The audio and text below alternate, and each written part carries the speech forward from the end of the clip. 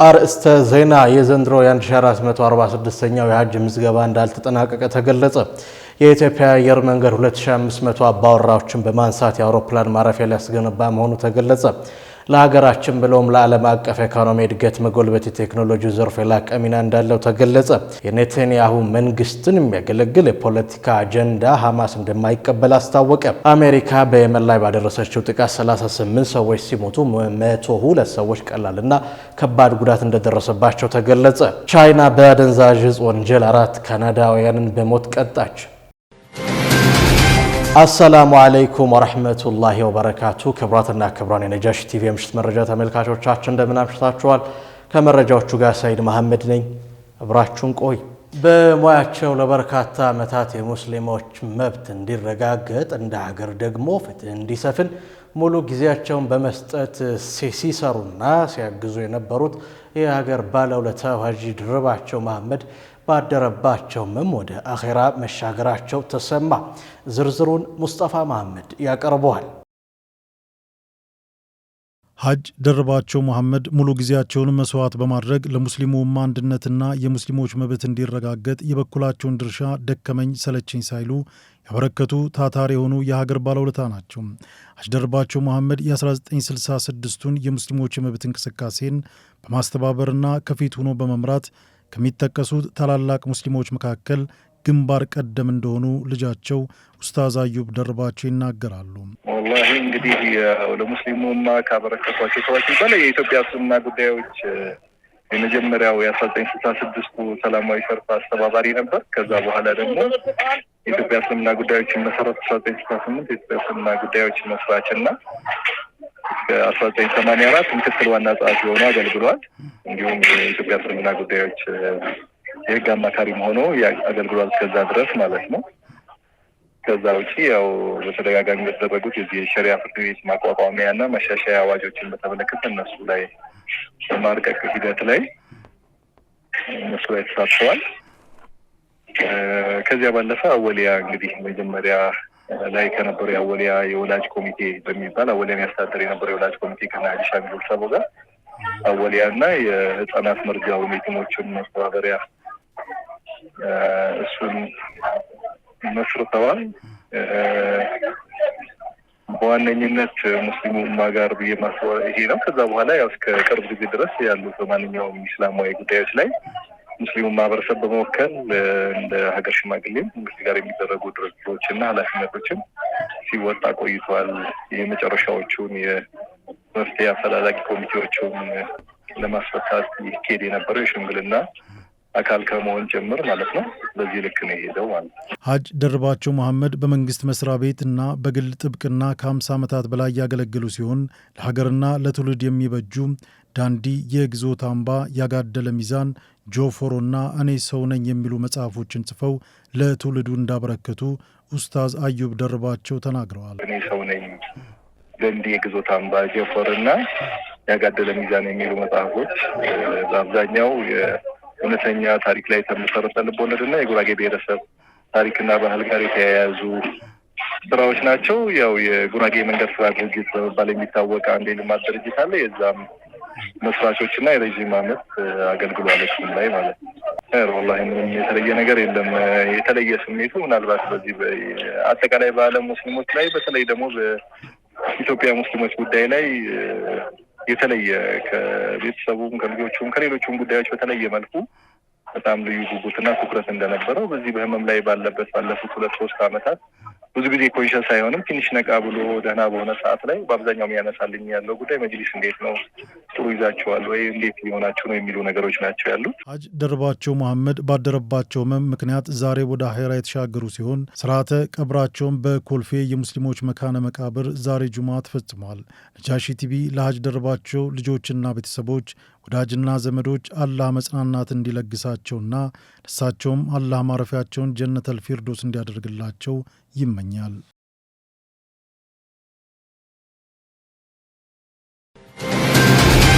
የዘንድሮ የ1446ኛው የሐጅ ምዝገባ እንዳልተጠናቀቀ የአዲስ አበባ ከተማ እስልምና ጉዳዮች ከፍተኛ ምክር ቤት የሐጅና ዑምራ ክፍል አስታወቀ።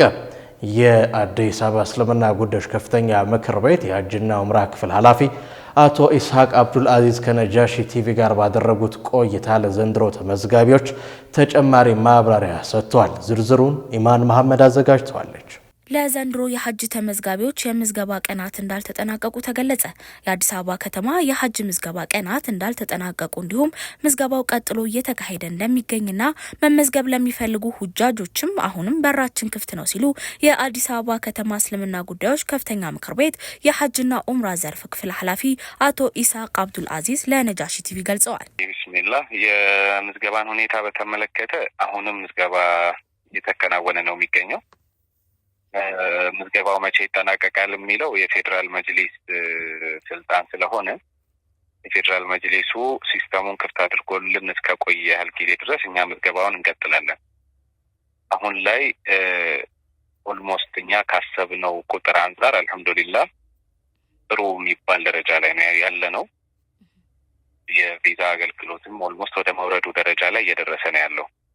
እንዳውም ኮታው ሞልቶ የማጣራት ያልከፈሉ ወይ ሐሳብ የቀየሩ ሰዎችን አስወጥቶ በእነሱ ቦታ ሌሎችን የመተካት አይነት ሂደት ነው ያለው። አክለውም የዘንድሮ የሐጅ ምዝገባ በአዲስ አበባ ከተማ ከሌሎች ክልሎች በተሻለ መልኩ ተመዝጋቢዎች እንዳሉ ተናግረዋል። ለእናንተ ሚዲያ ጨምሮ ለብዙ እስላማዊም የመንግስት ሚዲያዎችም መግለጫ ሰጥተን ለማህበረሰቡ ለማድረስ እንደሞከር ነው የዘንድሮ የሐጅ ምዝገባ ሂደት ከባለፉት ዓመታት ትንሽ ለየት የሚያደርገው የሐጅ ሚኒስቴር ትንሽ ስትሪክት የሆኑ ህጎችን እያወጣ ነው ያለውና ለዛ ተስማሚ የሆነ ሀገራዊ መመሪያዎችን በፌዴራል መጅሊሱ ተዘጋጅቶ ለኛ ለክልሎች ወርዶ በዛ መሰረት ነው የመዘገብን የምንገኘው። ከዚህ በፊት ያሉ የተለምዶ ትሬንዶችን ኦልሞስት ወደ ማስቀረት ደረጃ ነው ያለ ነው። መሄድ የሚፈልጉ አብዛኞቹ የከተማችን ነዋሪዎች ተመዝግበዋል የሚል ኤክስፔክቴሽን ነው ያለኝ እኔ። ካለውም ዳታ አንጻር ካለውም ቁጥር አንጻር የሚናገረው በዛ ልክ ነው። ስለዚህ ከሌሎች ክልሎች አንጻር ምን ይመስላል? አልহামዱሊላህ ከአብዛኞቹ በቁጥር ደረጃ የተሻለ ደረጃ ላይ ነው የምንገኘው። አሁንም በዛ ልክ እየመዘገብን ነው የምንገኘው። ሌላው ምንድነው አንዴ ሲስተሙ ከተዘጋ በኋላ በምንም መልኩ ምዝገባ አይኖርም። ሙሉ ለሙሉ እንደ ሀገር ነው የሚቋረጠው። ስለዚህ አሁን ክፍያ ያልከፈሉ ሰዎች፣ ፓስፖርት ያላመጡ ሰዎች መሰል ማጣራት ያለብንን ነገር ነው ማጣራቱ ላይ ፎከስ አድርገን እየሰራን ያለ ነው እንጂ የአዲስ ተመዝጋቢዎች ሬቱ ብዙም አያሳስበን። ከዚህ በኋላ ግን ትልቁ ቁም ነገር ምንድነው ቢመጡ ስቲል ምዝገባው አለ። እኛ እስካሁን በሰራነው ዳሰሳ ሰው በአገልግሎቱ በጣም ሀገር ውስጥ እስካሁን ባለው አገልግሎት እየተደሰተ እንዳለ ነው ያለን መረጃ የሚያመላክተው። በደንብ መገንዘብ ያለበት ነገር ሰው ምንድነው እኛ ሰው ስለከፈለ አይደለም የምናስተናግደው። ሀቂቃ ኢቭን በነፃም ቢሄድ ይህ ሰው ሐጅን ብሎ እስከመጣ ድረስ የአራህማን እንግዳ ነው። የአላህ እንግዳ ሆኖ እስከመጣ ድረስ ሚሊዮንም ከፈለ በነፃም ሄደ ያ ሰው ሁሉም ለኛ እኩል ነው ሰርቭ መደረግ ያለበት የሚል አቋም ነው ያለን። ያንን ታሳቢ በማድረግ እየሰጠን ያለነውን አገልግሎት ለማዘመንና የተሻለ ለማድረግ በጣም ጥረት እያደረግን ነው። አልহামዱሊላህ የሰው ፊድባክ ጥሩ ነው እስካሁን ያለው። አብዛኞቹ ባለድርሻ አካላት የሚባሉ ተቋማትም ይሁን የግል ተቋማት ጥሩ በሚባል መልኩ እየተባበሩ ነው ያሉት። በዚህ መልኩ አስቀጥለን ሀገር ውጭ ያለውም እንዲሁ የተሳካ እንዲሆን ደግሞ ኢንሻአላህ ጥረታችን ነው። የኢትዮጵያ አየር መንገድ 2500 አባወራዎችን በማንሳት የአውሮፕላን ማረፊያ ሊያስገነባ መሆኑን ገለጸ። የኢትዮጵያ አየር መንገድ በቢሾፍቱ አቅራቢያ ለሚያስገነባው አዲስ የአየር ማረፊያ 2500 አባወራዎች እንደሚነሱ የአየር መንገዱ ዋና ስራ አስፈጻሚ አቶ መስፍን ጣሰው ለቢቢሲ ተናግረዋል። ስራ አስፈጻሚው የኢትዮጵያ አየር መንገድ ለሚያስነሳቸው 2500 አባወራዎች መኖሪያ ቤቶችን እንደሚገነባና በሚቀጥለው ዓመት ዳር ወር ላይ እንደሚያስረክባቸው እንዲሁም በተመሳሳይ ወር የአውሮፕላን ማረፊያ ግንባታ እንደሚጀመር ተናግረዋል። አየር መንገዱ በቢሾፍቱ አቅራቢያ አቡ ሰይራ አካባቢ አዲስ የሚገነባው ዓለም አቀፍ አየር ማረፊያ በሚቀጥለው ዓመት ዳር ወር እንደሚጀመር አቶ መስፍን ጣሰው ተናግረዋል። በቢሾፍቱ አቅራቢያ ይገነባል የተባለው ግዙፍ አውሮፕላን ማረፊያ 3500 ሄክታር መሬት ላይ የሚያርፍ መሆኑን የገለጹት ዋና ስራ አስፈጻሚው ከመሬታቸው ለሚነሱ 2500 አባወራዎች በህዳር ወር ወደ አዲሱ መኖሪያቸው እንደሚዘዋወሩ አስታውቀዋል። አቶ መስፍን በአካባቢው የግብርና ምርቶች ማቀነባበሪያና የንግድ ተቋማትን ጨምሮ አዳዲስ አገልግሎት መስጫዎችን እንደሚገነቡ ገልጸዋል። የኢትዮጵያ አየር መንገድ የሚያስገነባው አየር ማረፊያ ግንባታ ከ4 ዓመታት በኋላ የሚጠናቀቅ መሆኑንና በአፍሪካ ቀዳሚ የሆነ የአውሮፕላን ማረፊያ እንደሚሆን ተገልጿል። ከአዲስ አበባ 40 ኪሎ ሜትር ርቀት ላይ የሚገነባው ይህ አዲሱ አየር መንገድ በዓመት 110 ሚሊዮን መንገደኞችን እንደሚያስተናግድ ዋና ስራ አስፈጻሚው ገልጸዋል። በሁለት ምዕራፍ ግንባታው የሚከናወንም ይሆናል የተባለ ሲሆን የመጀመሪያው ምዕራፍ 60 ሚሊዮን ተጓዦችን ማስተናገድ የሚችለው ይገነባል። የመጀመሪያው ምዕራፍ ሲጠናቀቅ 50 ሚሊዮን ተጓዦችን የሚያስተናግደው ሁለተኛው ምዕራፍ ይገነባል። የመጀመሪያው ምዕራፍ ግንባታ እንደ አውሮፓውያን አቆጣጠር በ2029 ይጠናቀቃል ተብሎ ይጠበቃል ብለዋል። ይህ ግዙፍ የአየር መንገድ 1.1 ሚሊዮን ስኩዌር ኪሎ ሜትር ላይ የሚያርፍ የመንገደኞች ተርሚናል እንዲሁም 126190 ስኩዌር ኪሎ ሜትር ላይ የሚያርፍ ለአየር መንገዱ ድጋፍ የሚሰጡት ተቋማት 100,000 ስኩዌር ኪሎ ሜትር ላይ የሚያርፍ የጭነት አገልግሎት መስጫ እንደሚይዝ ተገልጿል። አዲሱ በቢሾፍቱ አቅራቢያ የሚገነባው አውሮፕላን ማረፊያ ከአዲስ አበባ ቦሌ አየር ማረፊያ ጋር በፈጣን መንገድ እንዲሁም በፈጣን ባቡር እንደሚገናኝ ተገልጿል። መረጃው የቢቢሲ ነው። ለሀገራችን ብሎም ለዓለም አቀፍ ኢኮኖሚ እድገት መጎልበት የቴክኖሎጂው ዘርፍ የላቀ ሚና እንዳለው ተገለጸ። የኢኖቬሽንና ቴክኖሎጂ ሚኒስቴርና ተጠሪ ተቋማት አመራሮችና ሰራተኞች የ2017 የ9 ወር ዕቅድ አፈጻጸም ውይይት አካሂደዋል።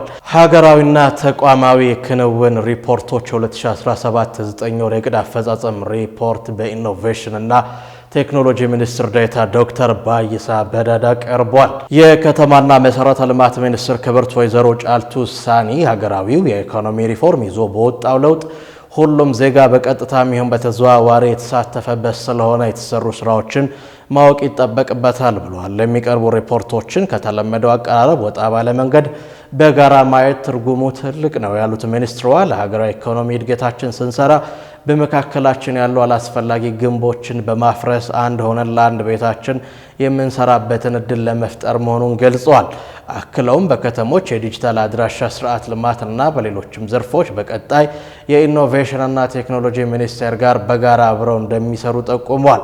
የኢኖቬሽንና ቴክኖሎጂ ሚኒስትር ዶክተር በለጠ ሞላ አገራዊ የማክሮ ኢኮኖሚ ሪፎርሙና መንግስት ለቴክኖሎጂ የሰጠውን ትኩረት በመጠቀም በዓለም ላይ ዘርፉ የፈጠረውን የኢኮኖሚ እድገት ግስጋሴ አካል ለመሆን በመሰረተ ልማት፣ በሰው ኃይል ግንባታ፣ የፖሊሲ ስትራቴጂ፣ መመሪያ ደንቦችንና ሌሎች ዘርፈ ብዙ ስራዎችን መስራታቸውን አስገንዝበዋል። ሚኒስትሩ ኢትዮጵያ የዲጂታል ኢኮኖሚውን በማጎልበት የሀገራዊ ውስብስብ የፋይናንስ ስርዓት ለመፍታት ዜጎች ሀብትና ጉልበታቸውን ቆጥበው ባሉበት የተለያዩ አገልግሎቶችን እንዲያገኙና የስራ ዕድል በመፍጠር የዲጂታሉን እውቀት በማስታጠቅ የኢትዮ ኮደር ስልጠና ከፍተኛ አስተዋጽኦ እንዳስገኘ ተናግረዋል። የሳይንስ ቴክኖሎጂ ኢኖቬሽን ዘርፍ ለሁለንተናዊ ኢኮኖሚ እድገት መሰረት ነው ያሉት ሚኒስትሩ ሁሉም በዘርፉ ላይ በመትጋት ዛሬ በተገኘው ውጤት ላይ በመደመር በቴክኖሎጂ በዘመነችና ሌሎች ሀገሮች ምሳሌ የሆነች ኢትዮጵያን መገንባት ይጠበቅብናል ብሏል። ሪፖርቱም ትኩረት ያደረገው በአጠቃላይ ዓለም አቀፍ የኢኮኖሚ አዝማሚያ ለኢትዮጵያ ያለውን ድምታ በማክሮ ኢኮኖሚና ሪፎርም፣ በመሰረተ ልማትና ፕሮጀክት ስራዎች፣ በዘላቂ ልማት፣ በማህበራዊ አካታችነት፣ ሁለንተናዊ ሉዓላዊነት፣ የሰላም ዲፕሎማሲ ትብብር ስራዎችን እንዲሁም በቀጣይ ትኩረት የሚሹ ጉዳዮች ዙሪያ ነበር። ተሳታፊዎች ሀገራዊና ተቋማዊን ሪፖርት በአንድ ላይ መቅረቡ ወሳኝ መሆኑን በመግለጽ ለተነሱ የተለያዩ ጥያቄዎች ከፍተኛ መራሩ የተብራሩ መልሶች የሰጡ ሲሆን በቀጣይ ሩብ ዓመት ሊሰሩ ይገባቸዋል በተባሉት የስራ ላይ አቅጣጫ በመስጠት መድረኩ ተጠናቋል።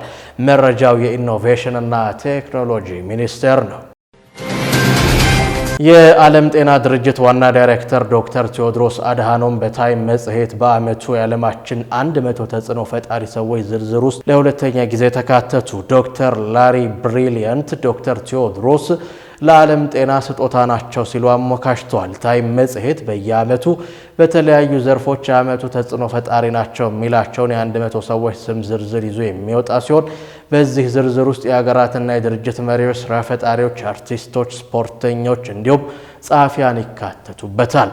ዶክተር ቴዎድሮስ አድሃኖም በታይም መጽሔት የ2025 ተጽዕኖ ፈጣሪ ዝርዝር ውስጥ የተካተቱ በዓለም ጤና ድርጅት ዋና ዳይሬክተርነታቸው ባበረከቱት አስተዋጽኦ ነው። እንደ አውሮፓውያኑ አቆጣጠር በ2020 ሰዎች በእኩልነት የጤና አገልግሎት እንዲያገኙ ባበረከቱት አመራር ታይም መጽሔት በ100 ተጽዕኖ ፈጣሪዎቹ ዝርዝር አካቷቸው ነበር። ዶክተር ቴዎድሮስ በማህበራዊ ሚዲያ ገጻቸው ላይ ባሰፈሩ ጽሑፍ በዝርዝር ውስጥ መካተቴ በምሰራበት የዓለም ጤና ድርጅት ውስጥ ለሚሰሩ ባልደረቦቼ እውቅና ነው ብለዋል። በመጽሔቱ ላይ ስለ ዶክተር ቴዎድሮስ ሀሳባቸውን ያጋሩት ዶክተር ላሪ ብሪሊያንት በበኩላቸው ዶክተር ቴዎድሮስ የዓለም ጤና ድርጅት ኃላፊ ከሆኑ በኋላ የዓለማችን የጤና አገልግሎት ሽፋን ተቀይረዋል ብለዋል። የፈንጣጣ በሽታ ከዓለም ላይ እንዳይጠፋ ቁልፍ አስተዋጽኦ ያደረጉት ዶክተር ላሪ የዓለም ጤና ድርጅት ኃላፊ ይህንን ማድረግ የቻሉ በበሳል አመራርና ሳይንሳዊ በሆነ የውሳኔ አሰጣጥ በመታገዝ ነው ሲሉ አሞካሽቷቸዋል። ዶክተር ቴዎድሮስ ለዓለም ጤና ስጦታ ናቸው ያሉት ዶክተር ላሪ የዓለም ጤና ድርጅትን ለመጀመሪያ ጊዜ የመሩ አፍሪካዊ መሪ፣ የመጀመሪያውን ሕክምና ያላጠኑ መሪ፣ ሚሊዮኖችን የገደለውን ዓለም አቀፍ ወረርሽኝ የተጋፈጡ የመጀመሪያው መሪ፣ አሁን ደግሞ አሜሪካ ከመሰረተችው ተቋም ፍትሐዊ ባልሆነ መልኩ ስትወጣ የተጋፈጡ መሪ ናቸው ሲሉ በመጽሔቱ ላይ ገልጸዋል። የኔታንያሁ መንግስትን የሚያገለግል የፖለቲካ አጀንዳ ሐማስ እንደማይቀበል አስታወቀ። ሐማስ እስራኤል ያቀረበችውን የተኩስ አቁም ጥያቄ በይፋ ውድቅ አድርጓል። ዝርዝሩን ሙስጠፋ መሐመድ ያቀርበዋል። ሐማስ እስራኤል ያቀረበችውን የተኩስ አቁም ስምምነት በይፋ ውድቅ አድርጎ ጦርነቱ እንዲያበቃና ፍልስጤማውያን እስረኞች እንዲፈቱ በምላሹ የተቀሩት እስራኤላውያን ታጋቾች ለመልቀቅ ለመደራደር ዝግጁ መሆኑን አሳውቋል። የሐማስ ዋነኛ ተደራዳሪ ካሊል አልሃያ በሰጡት መግለጫ የኔታንያሁ እስራኤል ጠቅላይ ሚኒስቴር የፖለቲካ አጀንዳ የሚያገለግል ከፊል ስምምነቶችን አንቀበልም ብለዋል። 59 እስራኤላውያን ታጋቾች አሁንም በሐማስ ቁጥጥር ስር እንደሚገኙ የሚገልጽ ሲሆን ከእነዚህ መካከል 24ቱ በሕይወት እንዳሉ ይታመናል። እስራኤል በቅርቡ ያቀረበችው የተኩስ አቁም ስምምነት 10 ታጋቾችን ለማስለቀቅ ለ45 ቀናት የሚቆይ የተኩስ አቁምን ማድረግ ያካተተ ነበር። እስራኤል የገንዘብ ሚኒስቴር ቤዛሊል ስሞትሪች በሐማስ ላይ የገሃነም በሮች የሚከፈቱበት ጊዜ አሁን ነው ሲሉ ዝተዋል። በሳምንቱ መጀመሪያ ላይ የሐማስ ባለሥልጣናት እቅዱን እንደማይቀበሉት ለቢቢሲ ጠቁመው ነበር። ኔታንያሁና መንግስታቸው ከፊል ስምምነቶችን ለፖለቲካ አጀንዳቸው መሸፈኛ አድርገው ይጠቀማሉ። ምንም እንኳን ሁሉንም እስረኞችን መስዋዕትነት የሚያደርግ ቢሆን ይህም ፈጽሞ ከምድረ ገጽ የማጥፋትና የረሃብ ጦርነቶችን በማስከተል ላይ መሰረት ያደረገ ነው ሲሉ የሐማስ ዋነኛ ተደራዳሪ ሀያ ተናግረዋል። አክለውም ቡድኑ በእስራኤል የታሰሩ ፍልስጤማውያንን እስራኤላውያን ታጋቾች ለመለዋወጥና ጦርነቱን ለማቆም ድርድር ለማድረግ ዝግጁ ነው ብለዋል። ሐማስ ቀደም ሲል ጦርነቱን ለማቆም አጠቃላይ ስምምነትን ከግምት እንደሚያስገባ ተናግሮ የነበረ ቢሆንም ነገር ግን ሁለቱ ወገኖች ያንን የሚያመጣ የትኛውም አይነት ስምምነት ላይ አልደረሱም። እስራኤል ዓላማ ሐማስን ሙሉ በሙሉ ትጥቅ ማስፈታትና ማጥፋት መሆኑን ይፋ አድርጋ ነበር። ይህ በእንዲህ እንዳለ በርካታ ፍልስጤማውያን በአየር ድብደባ በየቀኑ እየሞቱ ይገኛሉ። በጋዛ ሐማስ የሚተዳደረው የሲቪል መከላከያ ኤጀንሲ እንደገለጸው በቅርቡ የእስራኤል መከላከያ በፈጸመው ተከታታይ ጥቃቶች በትንሹ 37 ሰዎች ሙተዋል። በአየር ጥቃቱ የደረሰን ኃይለኛ ፍንዳታ ተከትሎ ስደተኞች የተጠለሉበት ድንኳኖች በእሳት ከተያያዙ በኋላ ሕፃናትን ጨምሮ በርካታ ፍልስጤማውያን መሞታቸውን በአል ማዋሲ የሚገኙ የዓይን እማኞች ተናግረዋል። እስራኤል ጦር በጉዳዩ ላይ ወዲያውኑ አስተያየት ባይሰጥም ስለ ጥቃቱ የወጡ ሪፖርቶች መኖራቸው ተዘግቧል። እስራኤል ቀደም ሲል ፍልስጤማውያን ከሌሎች ጋዛ አካባቢዎች ወደ አል ማዋሲ እንዲሄዱ አስጠንቅቃ እንደነበር ይታወሳል።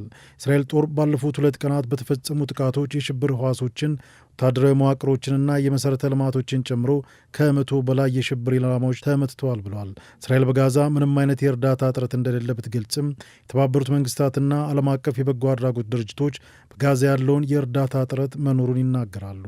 እስራኤል የሰብአዊ እርዳታ እንዳይገባ የፈለገችው ሐማስ ቀሪዎቹን ታጋቾች እንዲፈታ ግፊት ለማድረግ በሚል እንደሆነ መረጃዎች እየወጡ ይገኛሉ።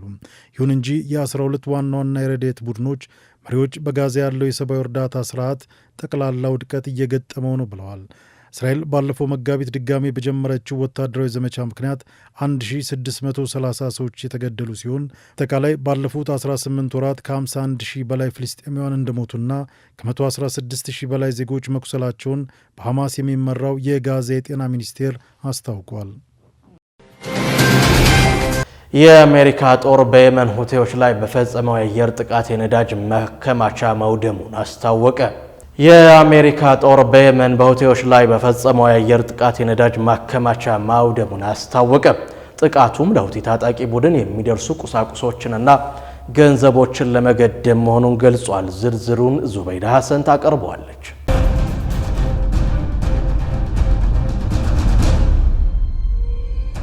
አሜሪካ የመን ላይ ባደረሰችው የአየር ጥቃት 58 ሰዎች ሲሞቱ 126 መቁሰላቸው ተሰምቷል። ዩናይትድ ስቴትስ በየመን ራሲሳ የነዳጅ ወደብ ላይ ባደረሰችው የአየር ድብደባ በትንሹ 58 ሰዎች መሞታቸውና በርካቶች መቁሰላቸው ነው የተዘገበው። የአሜሪካ ጦር በየመን በሁቲ ላይ በፈጸመው የአየር ጥቃት የነዳጅ ማከማቻ ማውደሙን አስታውቋል። በራሲሳ የቀይ ባህር ወደብ ላይ የተፈጸመው የዚህ ጥቃት ዓላማም በኢራን ለሚደገፈው የሁቲ ታጣቂ ቡድን የሚደርሱ ቁሳቁሶችና ገንዘቦችን ለመገደብ መሆኑን ተገልጿል። የአሜሪካ ማዕከላዊ እዝ የአየር ድብደባ ዓላማው የሁቲዎችን የኢኮኖሚ ምንጭ ለማውደም መሆኑንም በማህበራዊ ሚዲያ ላይ በለጠፈው ጽሑፍ አስታውቋል። አልጀዚራ እንደዘገበው ዩኤስኤ የአየር ጥቃት የተለያዩ አካባቢዎችን ቢመታም በተለይም የወደብ ተቋማት አካባቢ ላይ ከፍተኛ ውድመትም አድርሷል። የመጀመሪያዎቹ 4 የአየር ጥቃቶች የተፈጸሙት ሰዎች በሚሰሩባቸው ጊዜያት ነው። በወቅቱ በቦታው የነበሩ የከባድ መኪና አሽከርካሪዎችን ጨምሮ ሌሎችም ጉዳት ደርሶባቸዋልም ተብሏል። ሁቲዎች በጥቃቱ ቢያንስ 33 ሰዎች መገደላቸውን የገለጹ ሲሆን ከሟቾቹ መካከልም በርካቶቹ የሕክምና ባለሙያዎች ይገኙበታልም ተብሏል። የአየር ጥቃቱ የተፈጸመው ከአንድ ወር በፊት የአሜሪካ ጦር በሁቲዎች ላይ የሚፈጽመውን ጥቃት ካጠናከረ በኋላ ነው። በኢራን የሚደገፉ ሁቲ አማጽያን በቀይ ባህርና በኤደን ባህረ ሰላጤ የሚንቀሳቀሱ የንግድ መርከቦችን ማጥቃት የጀመሩት የእስራኤልና የጋዛ ጦርነት በጥቅምት 2023 ከጀመረ በኋላ ነው። የሁቲ አማጽያን በፈጸሟቸው ጥቃቶች የንግድ መርከቦችን የሰጠሙ ሲሆን በዚህም የተነሳ ብዙ የመርከብ ኩባንያዎች ቀይ ባህርን መጠቀም እንዲያቆሙ ማስገድዷቸዋል። ቀይ ባህር የዓለማችን 15 በመቶ የንግድ መርከቦችን የሚመላለሱበት መስመር መሆኑም ይታወቃል።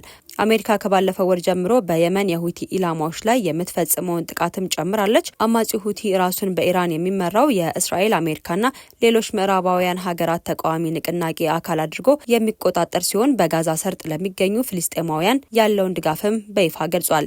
የሁቲ አማጽያን ከእስራኤል ጋር ግንኙነት አላቸው ያሏቸውን መርከቦች ላይ በቀይ ባህርና በኤደን ባህረ ሰላጤ ላይ ጥቃት እያደረሱም ቆይተዋል። በምላሹ አሜሪካና ዩናይትድ ኪንግደም የሁቲ ኃይሎችን ኢላማ በማድረግ የመን ውስጥ ተከታታይ ጥቃቶችን ፈጽመዋል። የአሜሪካ ጦር በየመን ነዳጅ ማደያ ላይ ያደረሰችው አስከፊ ጥቃትም የዚሁ ማሳያ እንደሆነም ተነግሯል። ዛሬ ጧት ላይ በአልሚሳራህ ቲቪ በማህበራዊ ሚዲያ ላይ የተሰራጨው ቪዲዮ ምስል እንደሚያሳየው ኢሳ ወደብ ተብሎ በሚጠራው የውሃ አካላት ላይ ከፍተኛ ፍንዳታዎች ሲታዩም ቆይተዋል። ይህንን ዜና እስካጠናቀርንበት ሰዓት ድረስም በራስ ኢሳ የነዳጅ ወደብ ላይ ያነጣጠረ የዩናይትድ ስቴትስ ጥቃት 58 ሰዎችን ሲገል 126 ሰዎች ደግሞ መቁሰላቸውን ዓለም አቀፍ ሚዲያዎች ዘግበዋል። የአሜሪካ ጦር የአየር ጥቃት ያደረሰው 70 በመቶ የየመን ገቢና 80 በመቶ የሰብአዊ እርዳታ የሚያልፍበት በራስ ኢሳ ሆዴዳህና አሳሊፍ ወደቦች ላይ እንደሆነም ተነግሯል። መረጃው የቢቢሲ አልጀዚራና ሮይተርስ ነው። ቻይና በአደንዛዥ እጽ ወንጀል 4 ካናዳውያንን በሞት ቀጣች። በዚህ ዓመት መጀመሪያ ላይ 4 ካናዳውያን በቻይና ውስጥ ከአደንዛዥ እጽ ጋር በተያያዘ ክስ መገደላቸውን የካናዳ ባለስልጣናት አረጋገጡ። የካናዳ የውጭ ጉዳይ ሚኒስትር ሜላኒ ጄሊ እንደተናገሩት ሁሉም ጥምር ዜግነት ያላቸው ሲሆኑ ጉዳዩን ለወራት በቅርበት ሲከታተሉ ቆይተዋል። የቀድሞ ጠቅላይ ሚኒስትር ጀስቲን ትሩዶን ጨምሮ ከሌሎች ባለስልጣናት ጋር ቅጣቱን ለማስቆም እንደተሞከረም ለቢቢሲ ተናግረዋል። በካናዳ የሚገኘው የቻይና ኤምባሲ ቃል አቀባይ ኦታዋ በበኩላቸው ከዓመታት ውጥረት በኋላ በአገሮች መካከል ያለው ግንኙነት እየቀነሰ እንዳይሄድ ኃላፊነት የጎደላቸው አስተያየቶች እንዲቆሙ አሳስቧል። ኤምባሲው ቤጂንግ የካናዳ ዜጎችን መብትና ጥቅም ሙሉ ለሙሉ አረጋግጣለች ያለ ሲሆን ካናዳም የቻይናን ሉዓላዊነት እንድታከብር አሳስቧል። የቻይና የውጭ ጉዳይ ሚኒስቴር በሕጉ መሰረት እርምጃ መውሰዱን ገልጿል። ለወንጀላቸውም ጠንካራና በቂ ማስረጃ አለኝ ብሏል። የካናዳ የውጭ ጉዳይ ሚኒስቴር ሜላኒ ጄሊ ለጋዜጠኞች በሰጡት መግለጫ የተገደሉት 4 ሰዎች የቻይናና የካናዳ ዜጎች ናቸው። ግድያቸውም ከአደንዛዥ እጽ ጋር በተያያዘ ነው ብሏል። በቻይና በካናዳውያን ላይ የተፈጸመውን የሞት ቅጣት አጥብቀን እናወግዛለን ሲሉም አክለዋል። ካናዳውያን ደህንነታቸው የተጠበቀ መሆኑን ለማረጋገጥ በቻይና ላይ ጫና ማሳደር ምን ያህል አስፈላጊ እንደሆነ አረጋግጠናል ብለዋል። በቻይና ውስጥ ምን ያህል ሌሎች ካናዳውያን የሞት ቅጣት እንደሚጠብቃቸው ግልጽ መረጃውን በሚስጥር እንዲይዙ ከቤተሰቦቻቸው ጥያቄ እንደቀረበላቸው ጠቅሰዋል። አምነስቲ ኢንተርናሽናል ባወጣው መረጃ ቤጂንግ በየዓመቱ በሺዎች የሚቆጠሩ ሰዎችን በሞት ቅጣት እንደምትቀጣ አስታውቋል። ቻይና ከአደንዛዥ እጽ፣ ከሙስና፣ ከስለላ ጋር በተያያዘ ወንጀሎች ላይ የሞት ቅጣት የምትፈጽም ቢሆንም በውጭ ሀገር ዜጎች ላይ የሞት ቅጣት ስትፈጽም ግን ዛም አይታይም። የሰብአዊ መብት ተሟጋች ድርጅቶች ቻይና በዓለም ላይ ከፍተኛ የሞት ፍርድ ከሚፈጸምባቸው ሀገሮች አንዷ ነች ብለው ያምናሉ። በሀገራችን ኢትዮጵያ በርካታ ስራ ፈጣሪዎች የተለያዩ ችግር ፈቲ የሆኑ የስራ ውጤቶችን ለሀገራቸው አበርክተዋል። ከነዚህ መካከልም አንዲት እንስት ስራ ፈጣሪ በቴክኖሎጂ መሰናዶ ልናስቃኛቸው ወደናል። ሀያት ከማል አሰናድተዋለች። ሀገራችን ኢትዮጵያ የበርካታ ስራ ፈጣሪዎች ባለቤት መሆኗ እሙን ነው። እነዚህ ስራ ፈጣሪዎች የሀገሪቱን ችግር እንዲሁም ደግሞ ህዝቦችን የኑሮ ሁኔታቸውን ቀለል የሚያደርጉላቸውን የስራ ፈጠራ ውጤቶችን ይዘው ብቅ በማለት ይታወቃሉ። ከስራ ፈጣሪዎቹ መካከል የእንስቶች ሚና ጉልህ ሆኖ ይታያል። በዛሬው የቴክኖሎጂ መሰናዷችን ላይ አንድ ሴት ስራ ፈጣሪን ልናስተዋውቃችሁ ወደናል። ሳምራዊት ፍቅሩ ትባላለች። በኢትዮጵያ ለመጀመሪያ ጊዜ በቴክኖሎጂ የታገዘ የትራንስፖርት ፈጠራ ባለቤትና ፈርቀዳጅ ስራ ፈጣሪ ናት። የሃይብሪድ ዲዛይንስ ወይም ራይድ መስራችና ባለቤት ናት። ሳምራዊት ትውልዱ አሰላ ነው። አሰላ የዝነኛ ራጮች መፍለቂያ እንደመሆኗ ሳምራዊትም ወደ ሩጫዋ ዘንብላ ነበር።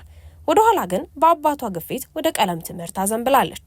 12ኛ ክፍልን እንዳጠናቀቀች ወደ አዲስ አበባ በመምጣት ማይክሮሊንክ ኢንፎርሜሽን ቴክኖሎጂ ኮሌጅ እና ሂልኮ ስኩል ኦፍ ኮምፒውተር ሳይንስ ኮሌጅ ሶፍትዌር ኢንጂነሪንግን ተምራለች። ዲግሪዋን በምትማርበት ወቅት ከስራዋ ጎን ለጎን የተለያዩ ስራዎችን ተቀጥራ ትሰራ ነበር። ከዛም የራሷን ሶፍትዌር ሰርታ መሸጥ ጀመረች። ይህንን ጥረቷንም ተመልክቶ አንድ የቴክኖሎጂ ድርጅት ገና ሳትመረቅ ቀጠራት። ራይድን ከመጀመሯ በፊት ሜንቴናንስ ማኔጅመንት ሲስተም ሰርታ በየፋብሪካው ልታስተዋውቅ ብትሞክርም ሴቶች ቴክኖሎጂ ላይ ብዙም ስላልተለመዱ እምነት ስለማይጣልባቸው ስራዋን መቀጠል አልቻለችም ነበር። ከዚህ በኋላም በተከታታይ ያቀረበቻቸው የተለያዩ ፈጠራዎች በተለያዩ ምክንያቶች ስራ ላይ ሳይውሉ ቢቀሩም ጥረቷን ግን አላቋረጠችም ነበር። አንድ ቀን ስራዋ ሰምሮ እስክታየው ድረስ ቀንም ማታም ትተጋ ነበር። እንደውም አንድ ጊዜ ስትናገር ማርኬቲንጉንም አካውንቲንጉንም ጉዳይ አስፈጻሚውንም ፕሮግራመርም እኔው ስለነበርኩ ጊዜ አይበቃኝም ነበር። ስለዚህም ከቢሮ አምሽቼ ነበር የሚወጣ የነበረው። ስለዚህ ማታ አምሽቼ ስወጣ ምፈራ የነበረው ኮንትራት ታክሲ መያዝ ነበር። ምክንያቱም የሆነ ችግር እንኳን ቢፈጠር ትራክ ተደርጎ ሊደረስብኝ የሚችልበት ምንም አይነት ሲስተም የለም ነበር ትላለች። ከዛም ብዙ ሰዎችን ጠየቅኩ፣ የብዙ ሰዎች ችግር እንደሆነም ተረዳው ትላለች። ስለዚህም ሳምራዊት ፍርሃቷን ወደ ስራ ለወጠችው። በተለይም ሴቶች ያለምንም እንግልትና ፍራቻ ባሉበት ቦታ ሆነው የትራንስፖርት አገልግሎት ማግኘት የሚችሉበት የታክሲ አገልግሎትና በከተማ ውስጥ የሚታየው የትራንስፖርት ችግርንም የመቅረፍ ዓላማ ይዛ ተነሳች። ሳምራዊት የራይድ ትራንስፖርትን ስትጀምር እንደሷ በቴክኖሎጂ የታገዘ የትራንስፖርት ድርጅት በኢትዮጵያ ውስጥ አልነበረም ነበር። አዲስ ስርዓትንና አሰራርን በማህበረሰባችን ውስጥ ለማስለመድ ብዙ ዋጋ ከፍላለች። አገልግሎቱን በነጻ ከማቅረብ ጀምሮ ባለታክሲዎች ያሉበት ቦታ በመገኘት ስልጠና መስጠት፣ ለአሽከርካሪዎች ቴክኖሎጂ ማስለመድ፣ ለማህበረሰባችን ስለ ራይድ ግንዛቤ መስጠት፣ በቴክኖሎጂ የታገዘ የትራንስፖርት ሲስተምን ለመዘርጋት የሚያስችል ህግና ፖሊሲ ባልነበረበት በሀገራችን ለዓመታት ስትሰራ የነበረውን ስራ ፖሊሲ እስከሚወጣ ድረስ ይህንን ስራ እንድታቆም ከባድ ጫና ሲደረግባት እንደነበርም የአደባባይ እውነታ ነው። እነዚህን ሁሉ ተቋቁማ ብዙ ተጉዛለች። ራይድን ስትጀምር ስማርት ስልኮች በከተማው ብዙም አገልግሎት ላይ ይውሉ ስላልነበር የትራንስፖርት ሲስተሙን የጀመረችው በኤስኤምኤስ የተመዘገቡ አሽከርካሪዎችን ከደንበኞች ጋር በማገናኘት ነበር። የራይድን አገልግሎት ማግኘት የሚፈልጉ ደንበኞች ወደ 8200 ቴክስት በማድረግ ያሉበትን ቦታ ያሳውቃሉ። የተዘረጋውም ሲስተም በአቅራቢያው ላለ ፈቃደኛ ለሆነው ታክሲ ያሳውቃል። በመቀጠልም ደንበኛው ከባለ ታክሲው ጋር ሂሳብ ተደራድሮ ይሰራል። አሁን ላይ አገልግሎቱ ይበልጥ ዘምኖ በራይድ መተግበሪያ ወይም ራይድ አፕ እና በስልክ ጥሪ መተግበሪያ እየተጓዘ ይገኛል። ዛሬ ራይድ ትራንስፖርት ለብዙ ሰዎች የስራ ዕድልን ፈጥሯል። ብዙዎች ፈለጓን በመከተል በቴክኖሎጂ የታገዘ የትራንስፖርት ድርጅትን እንዲጀምሩ አርአያና ፈርቀዳጅ በመሆን መንገዱን ጠርጋለች። ሳምራዊት ሀገራችንን አንድ እርምጃ ያራመደ ፈጠራን ለህዝቡ አበርክታለች። የተለያዩ መገናኛ ብዙሃንም ስለሷና ስለ ፈጠራ ስራዋ ብዙ ብለውላታል። በአሁኑ ሰዓት ደግሞ የራይድ ኩባንያ ከኦቪድ ሪል ስቴት ጋር በመተባበር የራይድ መንደር በሚል ሰይሞ ግንባታ በማካሄድ ለራይድ ሾፌሮች በተመጣጣኝ ዋጋ የቤት ባለቤት የሚሆኑበትን እድልም አመቻችቷል። በተጨማሪም ራይድ ከኢትዮጵያ ውጭ ባሉ ሀገራት ተደራሽነቱን እያስፋፋ ሲሆን በጅቡቲ ውስጥ አገልግሎቱን በስፋት መስጠት መጀመሩም ተሰምቷል። መረጃውን ከኢንተርፕሩነርስ ወይም ከስራ ፈጣሪዎች ገጽ አግኝተነዋል። ክቡራትና ክቡራን የነጃሺ ቲቪ የምሽት መረጃ ተመልካቾቻችን የዕለቱን የምሽት መረጃ በዚሁ አገባደድን። ከቀሪ የምሽት መሰናዷችን ጋር መልካም ምሽት